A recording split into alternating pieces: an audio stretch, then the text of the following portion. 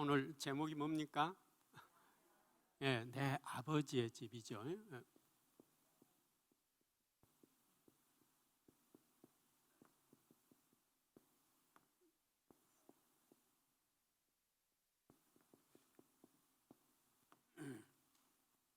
내 아버지의 집이에요. 같이 볼까요? 크게 볼까요? 내 아버지의 집. 한 번 더 합니다. 내 아버지의 집. 그렇죠.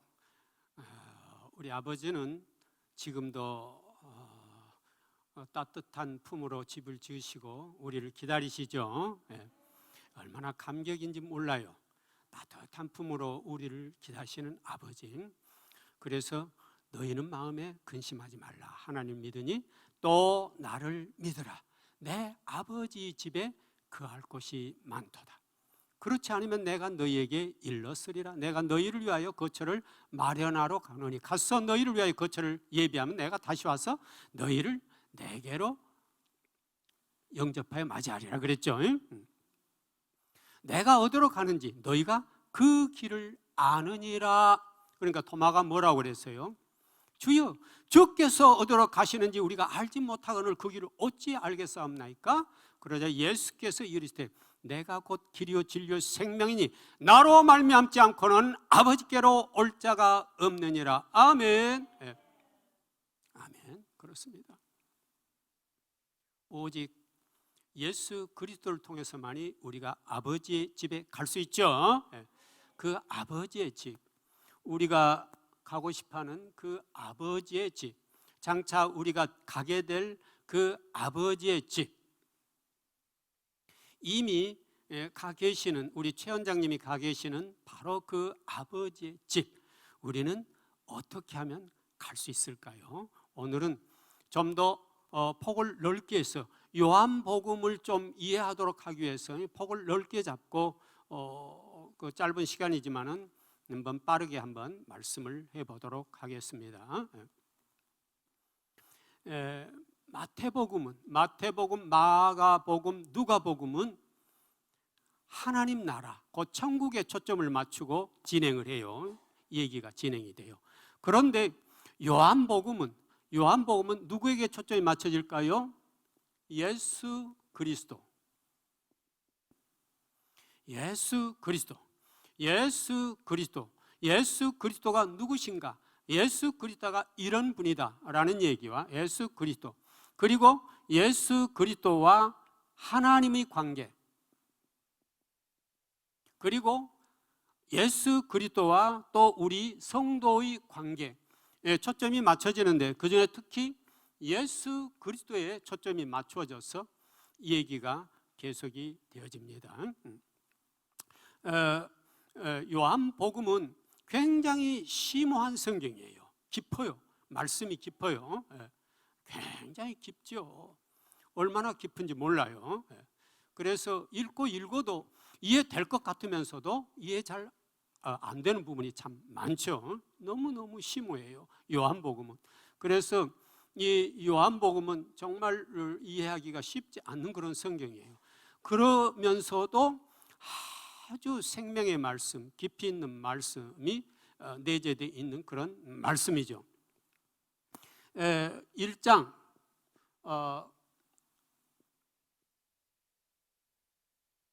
구조를 보면은 1장은 그리스도의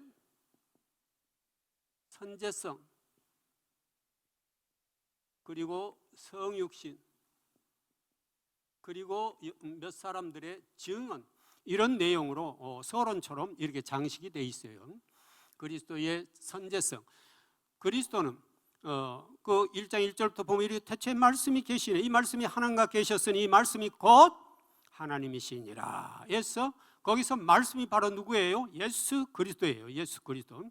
그래서 이미 태초에 하나님과 함께 말씀으로 계셨어요. 예수 그리스도. 그 다음에 말씀이 육신이 되어 우리 가운데 거하시며 우리가 그의 영광을 보니 하나님의 영광이요 진리와 은혜가 충만하더라, 이렇게 되어 있죠. 1장 14절에 성육신을 말씀하고 있죠. 그리고 세례 요한의 증언들이 쭉 진행되고 있죠. 그리고 2장부터 12장까지는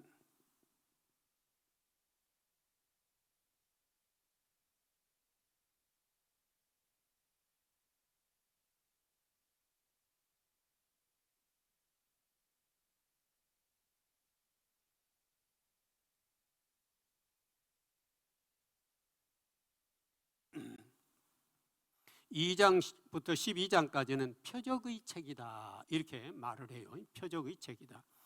그리고 13장부터 20장까지는 영광의 책이다. 그리고 21장은 일종의 요한복음의 부록격으로 이렇게 붙어있는 그러한 곳입니다.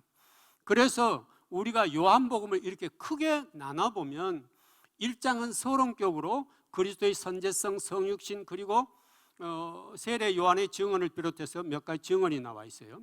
그리고 2장부터 12장까지는 표적의 책이다 이렇게. 그래서 예수님께서 특히 7표적, 7대 표적, 7가지 표적을 통해서 예수 그리스도인 나는 이런 사람이다 이렇게 말하고 있는 거죠. 그리고 13장부터 20장까지는 영광의 책이라고 그러는데, 오늘 요한복음에 대한 이해가 잘 안 되기 때문에 오늘 일부러 짧은 시간이지만 이렇게 좀 폭넓게 우리가 한번 이해해 보도록 그렇게 하겠습니다. 그래야 요한복음을 읽을 때 이게 여기 이 부분은 이런 내용, 이 부분은 이런 내용, 이게 이해가 돼야 요한복음을 이해할 수 있겠죠. 그렇다면은 2장부터 12장까지 7대 표적이 나와요.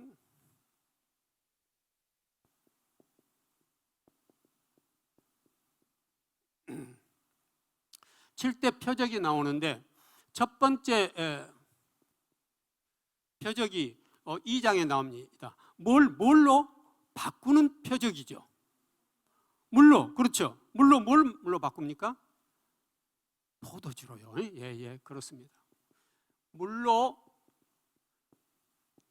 물을 포도주로 바꾸는 표적이 가나 혼인잔치에서 있게 되죠. 예, 그렇습니다. 이게 첫 번째 표적이었어요. 두 번째는요, 4장에 나옵니다. 4장에 누구를 고치는 표적을 행하시죠. 누구를요? 왕의 신하의 아들을요. 예.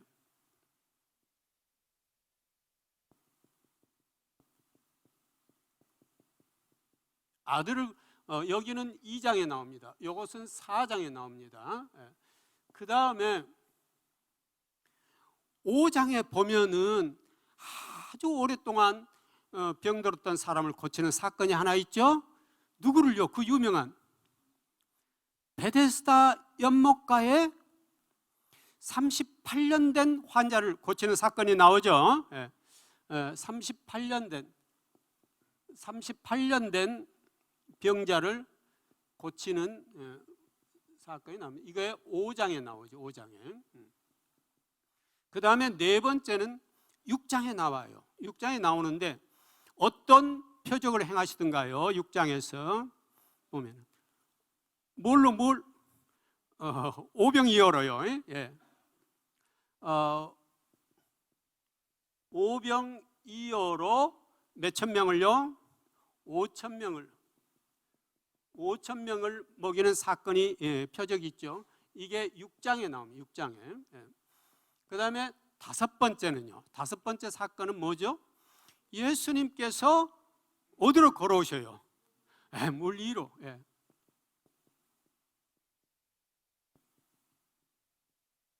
이것도 역시 6장이죠. 6장. 자, 그러면은 여섯 번째 표적은 몇 장에서 행하시던가요? 9장에 있어요. 9장. 9장에서는 누구를 고치는 표적이 있어요. 누구요? 여기는 날 때부터 소경된 사람 치유. 이게 9장에 있죠. 9장에. 그 다음에 이제 일곱 번째 마지막 표적입니까? 자, 그 유명한 11장에 있어요. 11장에 누구를 뭐한 사건이 나오죠. 그렇죠. 죽은 나사로를 살리죠.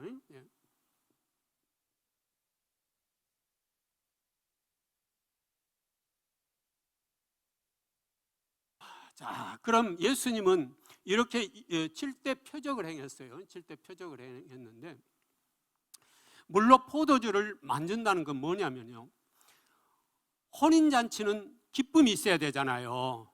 그런데 포도주가 떨어져 버리면은 기쁨도 사라져 버리죠. 그러니까 오직 우리에게 진정한 기쁨을 주시는 분은 누구시다? 예수 그리스도. 예수 그리스도라는 말씀이에요. 우리에게 진정한 기쁨을 줄 수 있는 분은 오직 예수 그리스도. 예수 그리스도. 이걸 꼭 기억하시기 바랍니다. 그 다음에 왕의 신하의 아들을 고쳤어요. 그러므로 이건 뭘 말이냐면은 영원한 죽음도 해결하실 수 있는 분도 예수 그리스도. 예수 그리스도. 죽음의 문제까지도 영원히 해결하실 유일한 분은 예수 그리스도. 예수 그리스도. 그런 말씀이에요. 38년 된 병자를 고치는 사건은 오래된 죄의 얽매이면서 오래된 죄의 얽매이면서 풀려나고 그것으로부터 해방받을 수 있는 것도 오직 예수 그리스도. 오직 예수 그리스도. 그런 말씀이에요. 오직 예수 그리스도. 오병이어로 5천 명을 먹였어요. 이건 뭐 전부 다 알죠. 떡 5개와 물고기 2마리. 그게 오병, 떡병자에 고기 어자니까요. 오병이어로 5천 명을 먹인다는 것은 우리의 생명의 양식이 되는 분은 오직 예수 그리스도. 오직 예수. 우리의 영원한 생명이 되신 분은 오직 예수 그리스도라는 얘기예요. 물 위로 걸어오신다는 건 뭐냐면요, 인생의 어떤 풍랑도 잔잔하게 하신 분은 오직 예수 그리스도. 예수 그리스도. 우리 인생의 풍랑이 얼마나 많습니까? 몸이 아파서 심한 풍랑에 휩쓸리고, 재정적 어려움이 있어서 풍랑에 휩쓸리고, 또 관계성이 어려워서 그러고요. 오직 우리의 인생의 풍랑을 잠잠하게 하실 분은 예수 그리스도. 예수 그리스도. 날 때부터 소경된 사람을 치유한 사건은 우리의 영원한 빛이 되시는 예수 그리스도. 우리의 영원한 빛 되신 분도 오직 예수 그리스도. 예수 그리스도. 죽은 나사로를 살리는 것은 이 11장에 있죠. 그럼 바로 11장 25절에 가면은 어떤 말이 있어요? 뭔 말이 연결됩니까? 나는 부활이요 생명이니 나를 믿는 자는 죽어도 살겠고 무릇 살아서 나를 믿는 자는 영원히 죽지 아니하리니 이것을 내가 믿느냐? 아멘. 주님은 우리의 부활이요 생명 되신다는 거예요.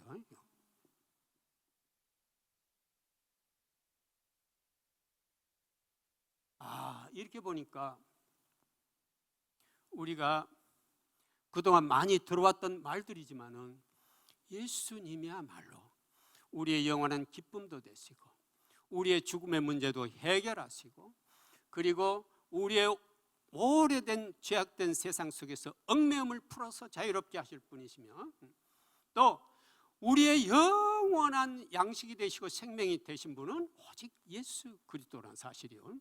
그리고 내 인생의 풍랑을 잔잔케 하실 분도 오직 예수 그리스도. 예수 그리스도. 그리고 우리가 세상에 다 눈뜨고 사는 것 같으나 그러나 수많은 사람들이 지금 현재 눈을 감고 살고 있잖아요. 그러므로 진정으로 우리에게 빛 되시는 분 누구시라고요? 예수 그리스도. 예수 그리스도. 예수 그리스도. 죽은 나사로를 살린 사건은 예수님이야말로 우리의 부활이요 생명이 되신다는 사실인 것입니다. 이렇게 7대 표적을 말하고 또 사실은 7대 선언을 통해서 내가 어떤 자인가를 말씀하시기도 하죠. 7대 선언을 통해서.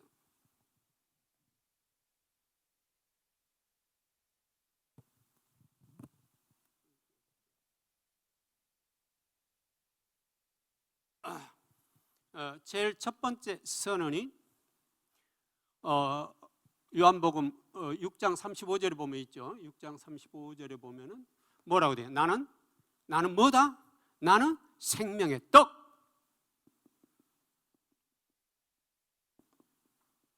떡이라고 말하죠. 그리고 또 두 번째는요.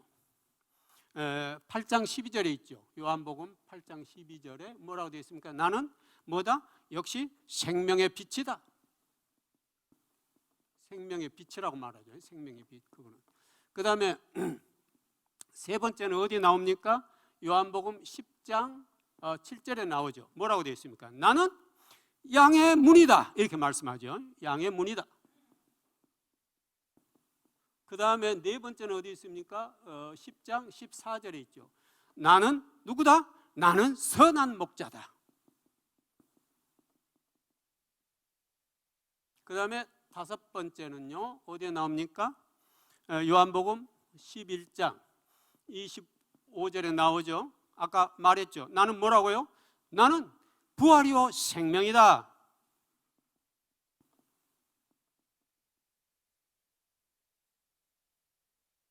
여섯 번째는 어디에 나옵니까? 요한복음 14장 6절에 나오죠. 지금 우리 읽었던 마지막 절이죠. 뭐라고 했습니까? 나는 내가 그 길이요 진리요 생명이 나로 말미암지 않고는 아버지께로 올 자가 없느니라. 아멘. 나는 길이고 진리고 생명, 이렇게 말씀하셨죠. 그 다음에 이제 마지막 일곱 번째는 요한복음 15장 1절에 나오죠. 나는 뭐라고 되어 있어요? 나는 참 포도나무다. 이렇게 되어 있어요. 참 포도나무. 그래서 예수님은 전반에는 7대 표적과 7대 선언을 통해서 내가 어떤 자인지 너희들은 알라는 것이에요. 이렇게 정리해서 보니까 정말 예수님이 어떤 분인지, 오직 우리는 누구를 통해서? 예수 그리스도를 통해서만이 우리의 영원한 양식도 얻을 수 있고, 우리가 죽음에서 해방될 수도 있고, 그리고 영원한 빛으로 갈 수 있는 길을 열어주시는 분이라는 것을 우리 알 수 있죠. 이걸 꼭 기억하시면서 요한복음에서는 이걸 앞에 기억을 해놓으면 흐름을 잡기가 참 좋아요. 그렇다면 이제 여기 13절에서 20절까지는 영광의 책이라고 그랬어요. 영광의 책. 왜 영광의 책이라 했을까요? 왜 영광의 책이라 했을까요? 오늘 우리는 14장을 하고 있잖아요. 지금 본문 우리가 읽으면 너희는 마음에 근심하지 말라. 하나님 믿으니 또 나를 믿으라.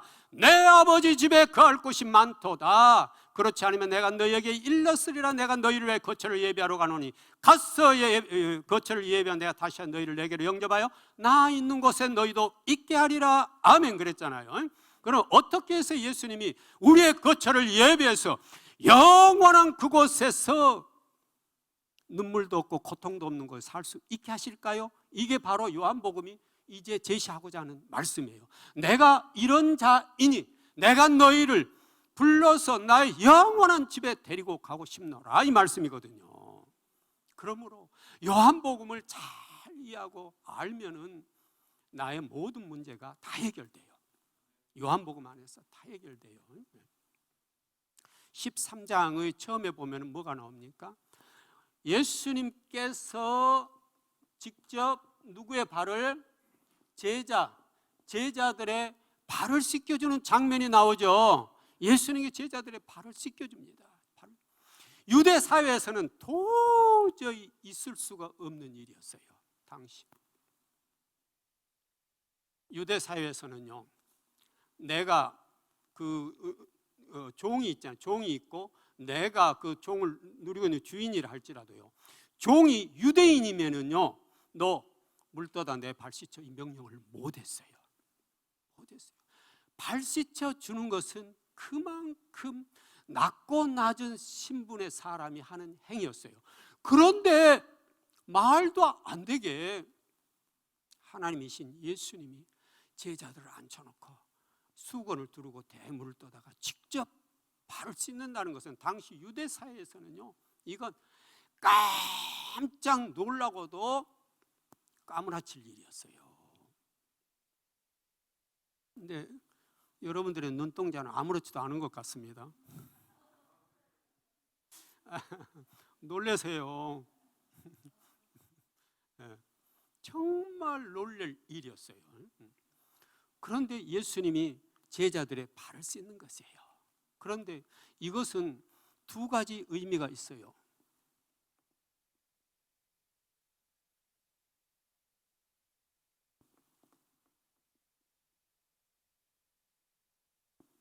구원론적인 의미와 윤리적인 의미를 갖고 있어요. 구원론적인 의미. 이것은 예수님이 제자들의 발을 씻는 것은 예수님께서 속죄 제물이 되셔서 십자가에 달려 돌아가시고 우리를 구원할 사건을 극 드라마로 표현한 것이에요. 드라마로. 다시 말씀드립니다. 이 예수님이 제자들의 발을 씻는 그 행위는 뭐라고요? 예수님께서 장차 우리의 죄를 대속하시기 위하여 우리의 속죄 제물이 되셔서 십자가에 달려 돌아가시고 우리를 구원할 사건을 예표하는 건데, 이것을 하나의 극화한 거예요. 드라마로 표현한 거예요. 드라마로.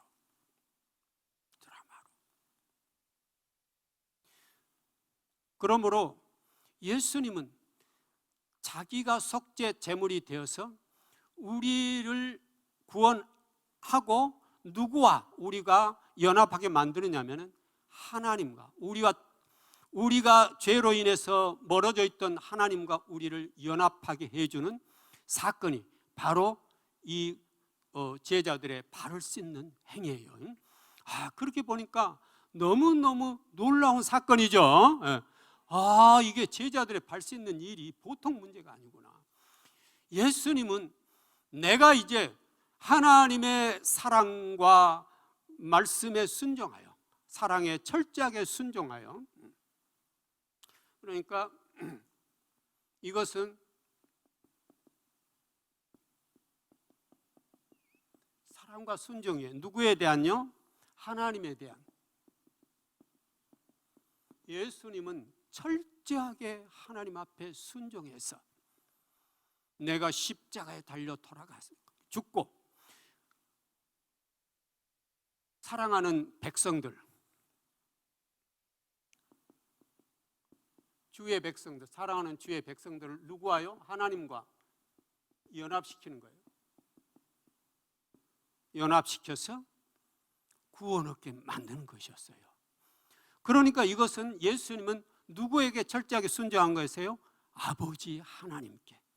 아버지 하나님께 철저하게 순종한 것이며, 하나님은 우리를 너무너무 사랑하신 사건이에요. 이것은 자신의 독생자 예수 그리스도를 십자가에 못 박아 죽게 하고, 그리고 사랑하는 백성들을 구원하여 멀어졌던 하나님과 연합시켜서 그들로 하여금 영원한 구원의 계획, 창세기 3장 15절에서 말씀했던 그 구원의 사건이 이제 완성되도록 해 가시는 것이에요. 그러니까 이 제자들의 발을 씻는 사건은 예수님이 뭐예요? 하나님께 철저하게 순종하고, 하나님은 자기의 아들 독생자 예수 그리스도를 십자가에 못 박아 죽기까지 하게 하면서 우리를 사랑하신 온전한 사랑의 순간이에요. 이것이 참 복음이에요. 이것이 기쁜 소식이에요. 우리가 복음 그러는데, 기쁜 소식 복음 그러는데, 복음이란 이렇게 하나님이 우리를 너무너무 사랑하셔서 독생자 예수 그리스도를 십자가에 못 박고 죽게 하는 그 순종을 통해서 우리에게 사랑을 표현하신 거예요. 그러니까 하나님의 사랑은 놀랍고도 놀라운 것이에요. 그래서 하나님의 본질을 한마디로 말하라 한다면 뭐예요? 사랑이에요. 그래서 사랑이에요. 사랑하는 자들아, 우리가 서로 사랑하자. 사랑은 하나님께 속한 것이니 사랑하는 자마다 하나님께 나아서 하나님을 알고 사랑하지 아니하는 자는 하나님을 알지 못하나니 하나님은 사랑이십니다. 아멘. 요한일서 4장 7절 8절 말씀이죠. 그가 우리를 위해 목숨을 버리셨으니 우리도 이로써 사랑을 알고 우리도 형제들을 위해 목숨을 버리는 것이 마땅하니라. 아멘. 요한일서 3장 16절이에요. 그래서 하나님의 본질은 사랑이세요. 사랑이세요. 사랑이세요. 그런데 이것을 주님은 자기가 십자가에 달려 돌아가신 것을 나는 영광을 받는다고 말씀하셔요. 그리고 그것은 곧 하나님께 영광을 돌리는 일이라고 말씀하셔요. 요한복음 13장 31절 한번 열어주시겠습니까?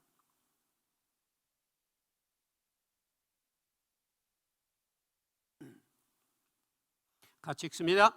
그가 나간 후에 예수께서 이르시되 지금 인자가 영광을 받았고 하나님도 인자로 말미암아 영광을 받으셨도다. 아멘. 여기서 그가 나간 후에 그랬는데 그는 누구를 말하는 것 같습니까? 가룟 유다예요. 가룟 유다. 팔자, 나를 팔자가 이제 계획을 세우고 마귀가 그에 들어가 딱 나가 실행하려고 하자. 이미 예수님은 아시고 예수께 이르되 지금 인자가 영광을, 내가 이제 영광을 받았고 나로 하나님도 예수로 말미암아 영광을 받으셨도다. 다시 말하자면 하나님이 우리를 구원하시고자 하는 그 놀라운 원대한 구원의 계획이 이제 드디어 완성되게 돼 있다는 말씀이에요. 예수님은 자신이 십자가에 처절하게 죽어가야 되는 그 사건을 영광을 받으셨다고 하는 것입니다. 왜요?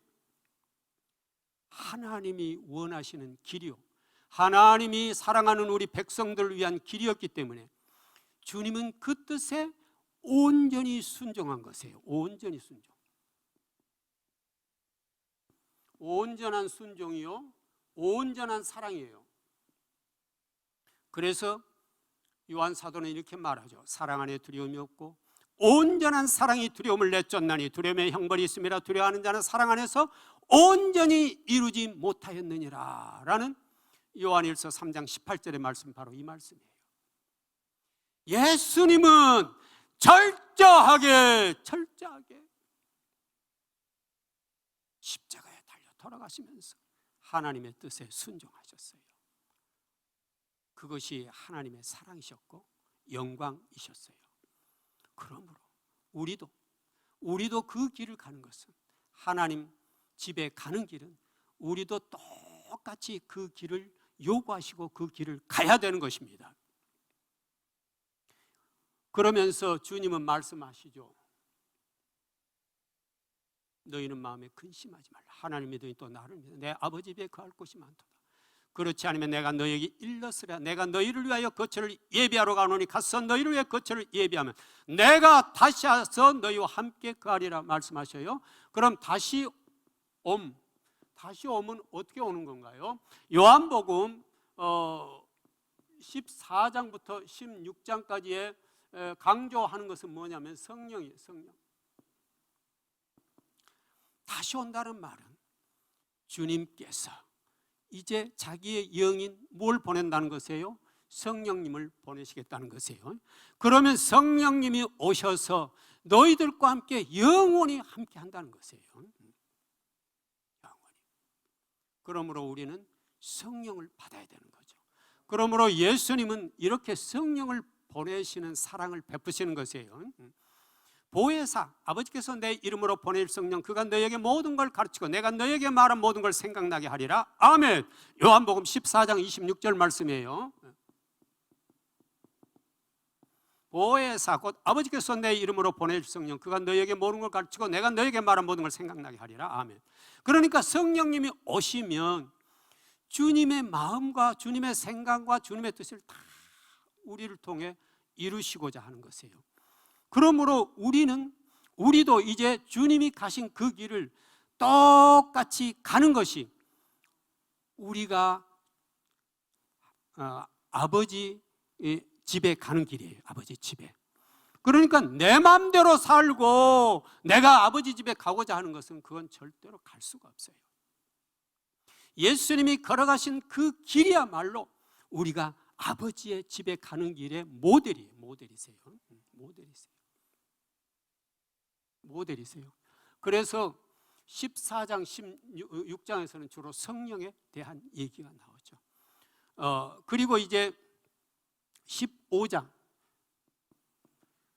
15장에는 주로 거기 15장에 그 나오는 비유의 얘기가 뭔 비유입니까? 15장은, 요한복음 15장은 유명한 주일학교 때 많이 하잖아요. 그림도 그려놓고 거기다가 뭐 자람 하나 탁 붙여주고 열매에다가 포도나무예요. 그렇죠. 포도나무죠. 포도나무 비유. 포도나무 비유를 통해서 우리가 어떻게 해야 되는가, 이걸 말씀하고 있죠.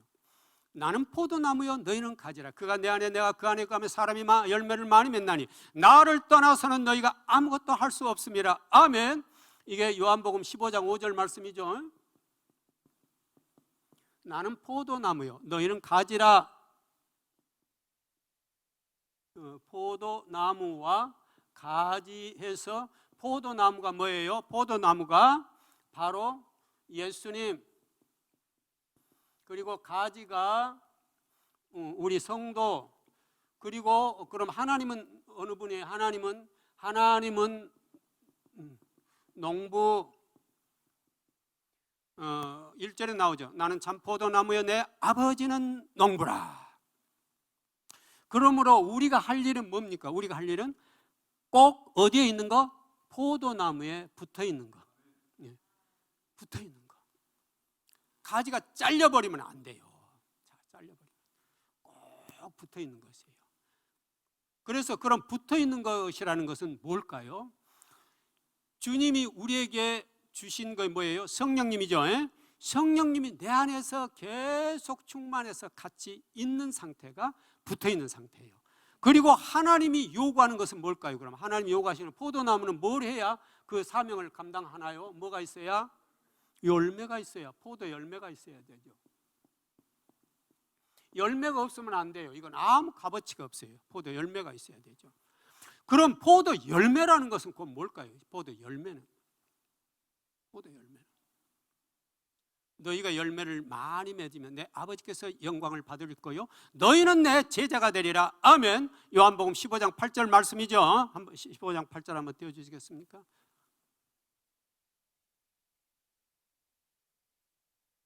같이 읽습니다. 시작. 너희가 열매를 많이 맺으면 내 아버지께서 영광을 받으실 것이요 너희는 내 제자가 되리라. 아멘. 그래서 포도는 열매를 맺어야 그 사명을 감당한 것이에요. 그렇다면 이 열매가 뭘까요? 이 열매가 바로 사랑과 순종이에요. 사랑과 순종이에요. 사랑과 순종이에요. 사랑과 순종이에요. 내가 아버지의 계명을 지켜 그의 사랑 안에 거하는 같이 너희도 내 계명을 지키면 내 사랑 안에 거하리라 그랬어요. 내 계명은 곧 내가 너희를 사랑같이 너희도 서로 사랑하라 하는 이것이니라. 15장 12절 말씀이에요. 내 계명은 내가 너희를 사랑같이 너희도 서로 사랑하라 하는 것이니라. 그러니까 열매는 곧 뭐냐? 사랑이에요. 순종과 사랑이에요. 예수님이 철저하게 순종하고 아버지를 사랑해서 십자가에 달려 돌아가시고 영광을 돌렸듯이 우리에게도 하나님이 요구하는 것은 뭐냐면 철저한 순종과 사랑인데, 바로 그것을 15장에서는 뭘로요? 포도나무 열매로 비유한 것이에요. 이것을 갈라디아서 5장 22절과 23절에서는 성령 열매로 말하고 있죠. 성령의 열매는 사랑과 희락과 평과 오래 참과 자비와 양성과 충성과 온유와 절제니 이 같은 것을 금지할 법이 없느니라. 그리스도 예수의 사람들은 육체와 함께 그 정욕과 탐심을 십자가에 못 박았느니라. 아멘. 이렇게 되어 있죠. 갈라디아서 5장 22절에서 24절까지가. 그래서 사랑을 요구하시는 거예요. 사랑이 열매예요. 사랑이 열매예요. 예수님이, 하나님이 우리를 너무너무 사랑하셔서 독생자 예수 그리스도를 십자가에 달려 돌아가시게 하시면서까지 우리를 구원하셨듯이 이제 너희도 그렇게 사랑하라 이 말씀이에요. 그래서 그 이유는 요한복음 13장 34절에서 35절에 보면 그렇게 되어 있잖아요. 새 계명을 너희에게 주노니 서로 사랑하라. 내가 너희를 사랑하지 너희도 서로 사랑하라. 너희가 서로 사랑하면 이로써 모든 사람이 너희가 내 제자인 줄 알리라. 아멘.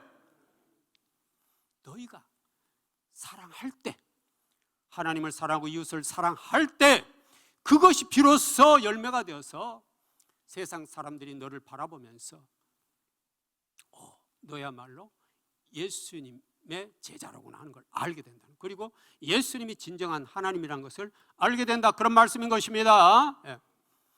바로 그 말씀이에요. 그래서 우리에게 요구하시는 하나님의 열매는 사랑이에요. 사랑이에요. 물론 갈라디아서 보면 사랑과 희락과 화평과 오래 참과 자비와 양성과 충성과 온유와 절제 이런 것들도 있지만은 사랑이 이루어지면 다 하게 돼 있어요.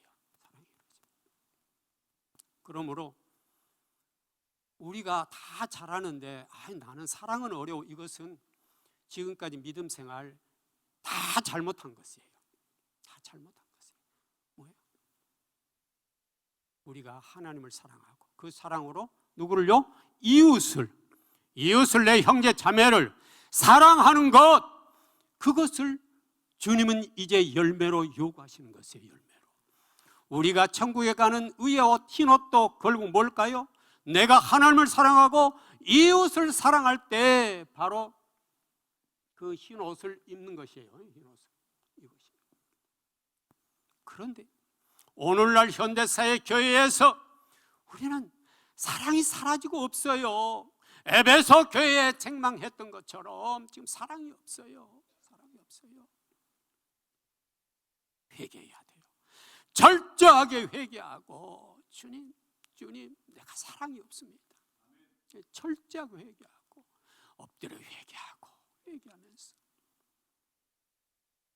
내가 삶의 예배를 드리는 사랑을 실천해야 돼요. 철저하게. 오늘 그래서 그것이 영광의 길에 가는 길이에요. 예수님은 요한복음 17장에 이르러 이렇게 말하죠. 아버지요, 아버지께서 내 안에, 내가 아버지 안에 있는 것 같이 그들도 다 하나가 돼요. 세상으로 아버지께서 나를 보내신 것을 믿게 하옵소서 그랬어요. 거기에 보면은 예수님이 어디에 계시고요? 하나님 안에 계시고요. 또 우리가요, 우리 성도도 이게 삼중내주라고 그러죠. 삼중으로 예수님과 하나님과 성도가 전부 있는 거예요. 아버지요, 아버지께서 내 안에 있는 것 같이 그들도 하나가 되어 우리 안에 있게 하사 세상으로 아버지께서 나를 보낸 걸 믿게 하옵소서. 그러니까 예수님은 하나님 안에, 하나님은 예수님 안에, 예수님은 성도 안에, 성도는 예수님 안에 다 이렇게 뭐가 되는 거야? 하나가 되는 거야. 하나가 되는 거야. 연합이에요. 연합. 그러면은 뭐 하지 않고는 이게 될 수가 없어요. 사랑하지 않고는 절대로 이게 이룰 수가 없는 거죠. 이룰 수가 없는 거죠. 사랑하지 않고는. 우리는 철저하게 예수님이 가신 그 길을 따라가는 것이에요. 누구든지 나를 따라오려거든 자기를 부인하고 자기 십자가를 지고 나를 따를 것이니라 그랬어요. 마태복음 16장 24절의 말씀이죠. 누구든지 나를 따라오려거든 자기를 부인하고 자기 십자가를 지고 나를 따를 것이니라. 우리가 사랑하지 못하는 것은 왜 못할까요? 나의 모든 옛사람 때문이잖아요. 옛사람. 내가 철저하게 십자가에 못 박아진다면 사랑할 수 있어요. 내가 하는 게 아니라 내 안에 계신 예수님 성령님께서 하나님을 사랑하고 내 형제들을 사랑하니까요. 그런데 나의 사람이 살아서 펄펄펄펄 날고 뛰고 하니까 절대로 사랑할 수 없는 거죠.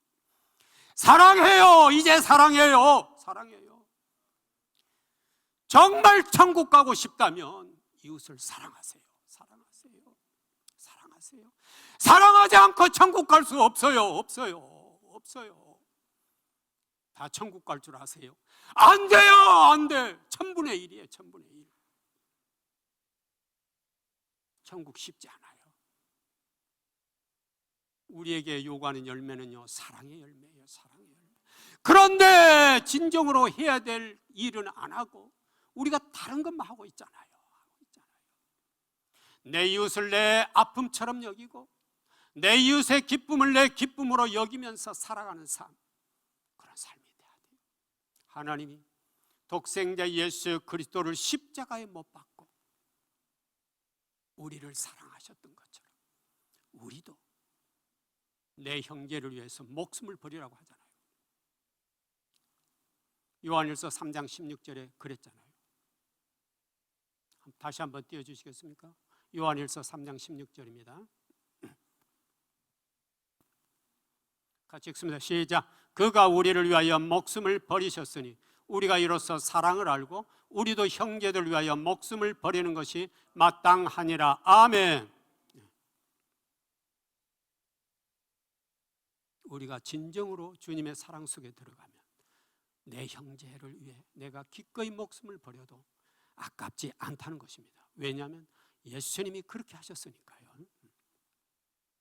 예수님은 못난 우리들을 위해서 이렇게 기도하셨어요. 아버지요, 아버지께서 내게 주신 영광을 사랑하는 내 자녀들에게도 보여주시옵소서 했어요.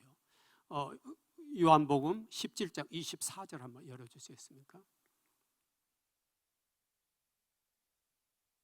요한복음 17장 24절입니다. 같이 읽습니다. 시작. 아버지여, 내게 주신 자도 나 있는 곳에 나와 함께 있어 아버지께서 창세전부터 나를 사랑하심으로 내게 주신 나의 영광을 그들로 보게 하시기를 원하옵나이다. 아멘. 아버지여, 내게 주신 자도 나 있는 곳에 나와 함께 있어 아버지께서 창세전부터 나를 사랑하심으로 내게 주신 그 영광을 내 자녀들에게도 보여주게 하옵소서 그랬어요. 우리가 주님의 집에 가는 것, 영광의 그곳에 머무르는 것은 이 땅에서는 우리가 성령님과 충만한 상태로 오직 주님이 하셨던 그 놀라운 사랑 안에 우리가 잠기며 함께 가는 길이고, 그리고 그 길을 함께 가다 주님이 오시는 날 할렐루야 하면서 우리가 함께 천국 가는 것이에요. 이 땅에서는 아무렇게나 살다가 주님 오실 때 내가 천국 갈 걸로 착각한 것은 잘못이에요. 너희는 마음에 근심하지 말라. 하나님 믿으니 또 나를 믿으라 그랬어요. 믿는다라는 말은 머리로만 믿는다는 게 아니에요. 내가 삶으로 실천한다는 것이에요. 실천한다는 것이에요.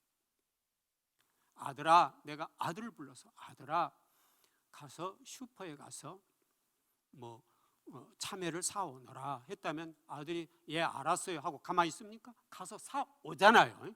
행동까지 옮기는 게 바로 내가 말한 것을 듣는 거잖아요. 아는 거고.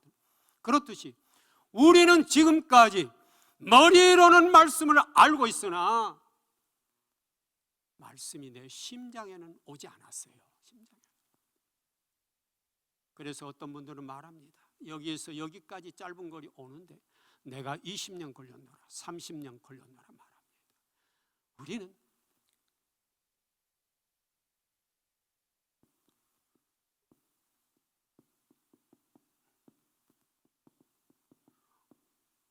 성경에 기록되어 있는 로고스의 말씀이 내 심장을 통과해서 레마의 말씀이 돼야 돼요. 레마의 말씀.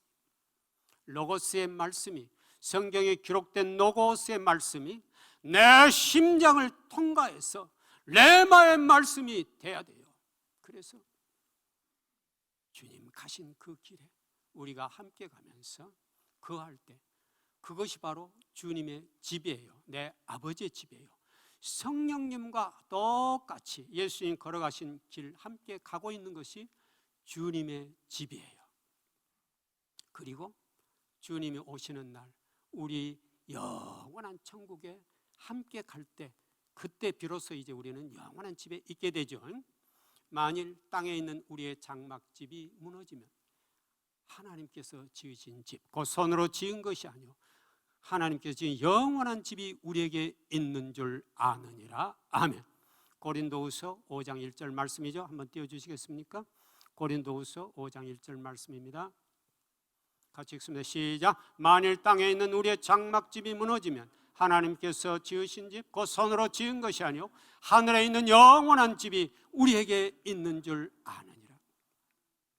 보라, 하나님의 장막이 사람들과 함께 있으며 하나님이 그들과 함께 계시니 그들은 하나님의 백성이 되고 하나님이 친히 그들과 함께 계셔서 모든 눈물을 그 눈에서 닦아주시니 다시는 사망이 없고 애통하는 것이나 곡하는 것이나 아픈 것이 다 있지 않으니 처음 것들이 다 지나갔음이로라. 아멘. 또 그가 수정같이 맑은 생명수의 샘물을 내게 보이니 하나님과 및 어린 양의 보좌로부터 나 길 가운데로 흐르더라. 강자 위에 생명나무가 있어 12가지 열매를 맺되 달마다 열매를 맺고 그 나무 잎사귀는 만국을 치료하기 위하여 있더라. 아멘. 이제 우리는 성령님과 함께 동행하면서 주님이 걸어가신 우리에게 부여하고자 하는 그 길을 걸어갈 때 우리는 이 땅에서도 영원히 하나님의 집에 함께 있는 것이며, 그리고 주님 구름 타고 오실 때 우리가 할렐루야 찬양하면서 영원히 들림마다 하나님과 함께 가는 천국의 길에 있게 되는 과정을 거치게 되는 것입니다. 그래서 우리는 너희는 마음에 근심하지 말라. 하나님 믿으니 또 나를 믿어. 내 아버지 집에 거할 곳이 많도다. 아멘. 그렇습니다. 그래서 우리가 온전히 주님의 영으로 충만해서, 오늘 비록 우리가 이 땅에 살지만 우리는 이 땅 사람이 아니잖아요. 우리의 시민권은 하늘에 있는지라. 거기로부터 구원하는 자 곧 주 예수 그리스도를 기다리노니 그는 만물을 자기에게 복종하게 하실 수 있는 자의 역사로 우리의 낮은 몸을 자기 영광의 몸의 형체와 같이 변하게 하시리라. 아멘. 아멘. 그래서 우리는 이 땅에 비록 살고 있지만 이 땅의 사람이 아니고 하나님의 자녀로, 하나님의 집에 사는 자녀로서 함께 살다, 천국 시민으로 살다, 주님 오시는 날 할렐루야 찬양하며 함께 가는 그런 축복을 누리게 될 줄 믿습니다. 사랑하는 우리 성자산 성속교회 가족들은 그런 축복의 자리에 모두 함께 참여하여 천국의 축복을 누리는 여러분 되시기를 주님의 이름으로 축원드립니다. 아멘. 기도하겠습니다.